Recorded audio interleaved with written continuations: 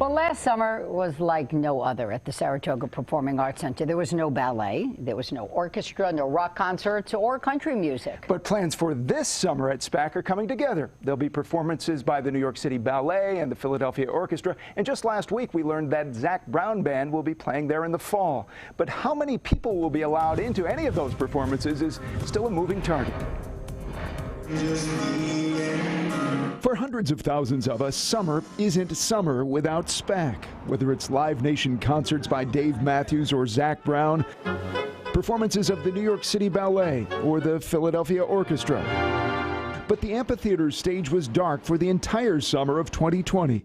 SPAC's president and CEO, during a one-on-one conversation, says the organization worked harder than ever, holding more than 200 events from dancing and drumming classes to outdoor film nights. You still feel that you reached people, you were relevant? Absolutely. I think more so than ever. Last year and what we were able to offer reinforced for people just how unique, but also how vulnerable this all is. That it's not, you can't take for granted that SPAC will always be here. They ended 2020 in the black, helped by an increase in contributions and slashing expenses.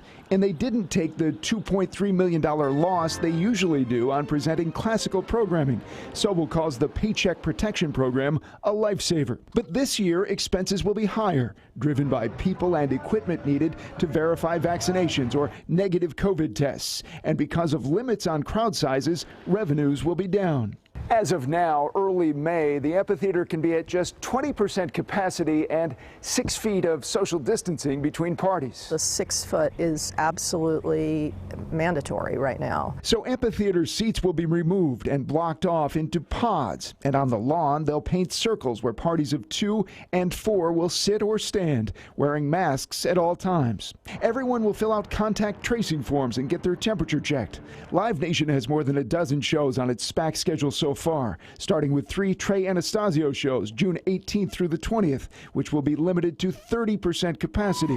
Sobel's hopeful that as we get deeper into the summer, capacity will increase, but she prefers to be careful and worries that concert goers will get too relaxed and let down their guard. And until we know that we can open the gates and do that safely and that people are willing to work with us and, abide by the guidelines, then I think it's absolutely prudent to be cautious. She's eager to have us return safely and for us to see the new open-air pavilion, sparkling new restroom and concessions building with a rooftop terrace and views of the amphitheater and all the grounds. The hope is that things will start to shift as we get into July and things will be a little freer. By October 3rd, when Zac Brown comes to town for SPAC's latest show ever, things will be closer to normal than we've seen in 15 months.